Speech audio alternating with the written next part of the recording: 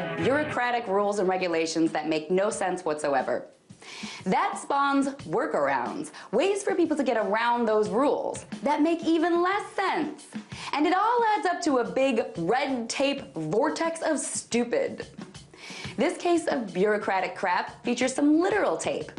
In the US Armed Forces, there exists something called the tape test, where an enlisted man has his waist and neck measured with a tape measure.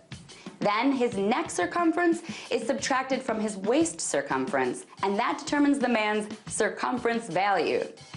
If the enlisted man doesn't meet the Pentagon standards, he could be kicked out or refused a promotion. He is also ordered to spend months in an exercise and nutrition program, which Marines call the Pork Chop Platoon or Donut Brigade. Apparently, the Pentagon's fitness standards are just as outdated as those euphemisms. The body of the American man has been getting a lot flabbier. This hilarious 3D model of the current typical American male body that was just unleashed on the world shows Captain America isn't looking so fit these days. So accordingly, more and more soldiers are having trouble passing the Pentagon's tape test.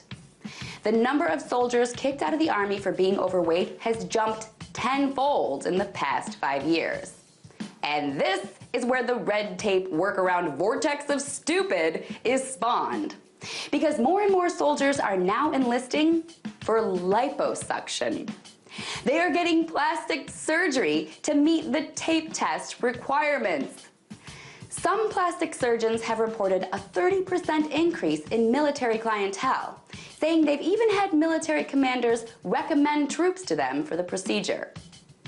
Many fitness experts and doctors agree that the tape test doesn't reflect a person's true health.